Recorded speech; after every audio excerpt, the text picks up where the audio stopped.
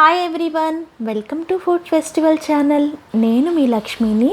ఇవాళైతే ఈ వీడియోలో వంకాయతో ఎప్పుడు చేసేలా కాకుండా ఒక డిఫరెంట్ కర్రీని అయితే మీకు చూపిస్తున్నాను.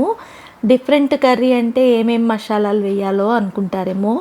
చాలా సింపుల్గా టమాటాలు, పచ్చిమిరపకాయలు, వెల్లుల్లిపాయలు ఇలాంటివి వాడే ఈ కూరని మరింత రుచికరంగా తయారు చేసుకోవచ్చు. ఈ కూర అయితే అన్నమే కాదండి, చపాతీకి, పూరీకి, దేనికైనా ది బెస్ట్ కాంబినేషన్. దీనికోసమైతే నేను ఒక 1/2 కేజీ వరకు తెల్లటి పొడవు వంకాయలు తీసుకున్నాను. వీటి ప్లేస్లో మీరు గుత్తి వంకాయలైనా నల్లటి వంకాయలైనా తీసుకోవచ్చు. వీటినైతే ముందు వాటర్లో వేసేసి శుభ్రంగా కడుక్కుందాం. అలాగే దీనికోసం పండు టమాటాలు ఒక 7-8 తీసుకున్నాను. 2 మీడియం సైజు ఉల్లిపాయలు తీసుకున్నాను. ఒక మిక్సీ జార్ని తీసుకొని టమాటాలు శుభ్రంగా కడిగి తరిగి ఆ మిక్సీ జార్లోకి వేసేసుకోండి. అలాగే 10 నుంచి 12 వరకు కారం గల పచ్చిమిర్చిని దీంట్లో వేయండి. మనము విడిగా కారం ఏం వేయమండి, పచ్చిమిర్చి కారమే దీనికి. అందుకని డెఫినెట్గా కారం గల పచ్చిమిరపకాయలు మాత్రమే దీంట్లో వేయండి. 20 వరకు వెల్లుల్లి రెబ్బల్ని కూడా దీంట్లో వేసేసేయండి. అలాగే ఫ్రెష్ కొత్తిమీర చిన్న కట్ట తీసుకొని శుభ్రంగా ఒలిచేసుకొని కడిగి దాన్ని కూడా దీంట్లో వేశాను. నీళ్ళేమీ వేయకుండా దీన్ని ఫైన్గా ఇలా రుబ్బేసుకోవడమే. చూడండి, కన్సిస్టెన్సీ అనేది ఇలాగా ఉండాలి. కూరను తయారు చేసుకోవడం కోసం ఒక మందపాటి బాండీని స్టవ్ మీద పెట్టేసి దానిలో 3 టేబుల్ స్పూన్ల వరకు నూనెని వేసేయండి. నూనె కొంచెం వేడెక్కిన తర్వాత టేబుల్ స్పూన్ వరకు జీలకర్రని దీంట్లో వేయండి. దీంట్లో ఇంకేమీ వేయమండి. జీలకర్ర కొంచెం వేగిన తర్వాత కట్ చేసుకున్న ఆనియన్స్ని దీంట్లో వేసేసేయండి. ఇక్కడ నేను 2 మీడియం సైజ్ ఆనియన్స్ తీసుకొని కట్ చేసుకున్నాను. 1 టేబుల్ స్పూన్ వరకు క్రిస్టల్ సాల్ట్, అలాగే 1/2 టేబుల్ స్పూన్ వరకు పసుపు, 1 రెమ్మ కరివేపాకు కూడా దీంట్లో వేసేసేయండి.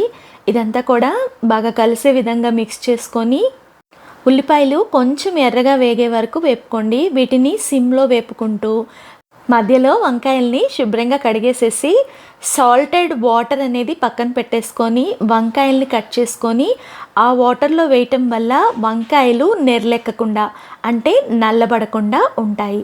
ఉల్లిపాయలు కూడా ఆల్మోస్ట్ వేగాయి. రెడీ చేసుకున్న వంకాయల్ని దీంట్లో వేసేసేయండి. అలాగే దీనికి సరిపడా 1 టేబుల్ స్పూన్ వరకు క్రిస్టల్ సాల్ట్ని కూడా వేసేసి ఇదంతా కూడా బాగా కలిసే విధంగా మిక్స్ చేసుకొని వంకాయని 5-6 నిమిషాల పాటు మీడియం ఫ్లేమ్లో మగ్గించుకుందాము. చూడండి, 5-6 నిమిషాలకే వంకాయ కలర్ అనేది మారిపోయింది. వంకాయలు కూడా సగం బడా ఉడికినట్టు కనపడుతున్నాయి. దీనిలో ఇందాక రుబ్బి పెట్టుకున్న మసాలా మొత్తాన్ని కూడా వేసేసేయండి. ఇదంతా కూడా ఒకసారి వంకాయల్లో బాగా కలిసే విధంగా గెరిటతో మిక్స్ చేసేసుకోండి. వంకాయలకి ఈ మసాలా అనేది బాగా పట్టాలి. ఇలా ఒక ఉడుకు పట్టిన తర్వాత మూత పెట్టేసేసి దీన్ని మీడియం ఫ్లేమ్లో 10 నుంచి 15 నిమిషాల పాటు అప్పుడప్పుడు మిక్స్ చేసుకుంటూ ఉడికించుకుంటే ఈ మసాలా అనేది బాగా ఉడికి ఆయిల్ అనేది సపరేట్ అయి కనపడుతుంది. చూసారా? అలాగే మసాలా కూడా దగ్గరికి పడింది. ఇప్పుడు దీంట్లో 1 టేబుల్ స్పూన్ ధనియాల పొడిని వేసేసేయండి.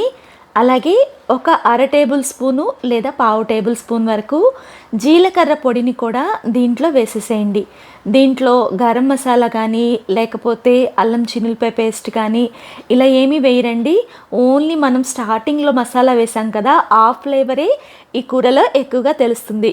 ఇప్పుడు వేసిన మసాలాలు కూడా కూరకి బాగా పట్టాలి. అలాగే వంకాయలు కూడా ఇంకా కొంచెం ఉడకాలి. కాబట్టి మూత పెట్టేసి సిమ్లో దీన్ని 5 నుంచి 7 నిమిషాల వరకు ఉడికించుకోండి. చూడండి, ఒకసారి మూత ఓపెన్ చేసి చూస్తే ఆయిల్ అనేది బాగా సపరేట్ అయి కనపడుతుంది. అంటే మసాలా పర్ఫెక్ట్గా ఉడికినట్టే, అలాగే వంకాయలు కూడా బాగా మగ్గినాయి. ఇంకా కూర అయితే ఎమ్మీగా రెడీ అయిపోయింది. లాస్ట్లో గుప్పెడు వరకు శుభ్రంగా కడిగి తరిగిన కొత్తిమీరను కూడా వేసేసేయండి. కొత్తిమీర ఏంటంటే ఆ వేడికే మగ్గిపోతుంది. ఒక్కసారి అలా మిక్స్ చేసుకుంటే సరిపోతుంది. ఇంకా దీన్ని సర్వింగ్ బౌల్లోకి తీసేసుకోవడమే.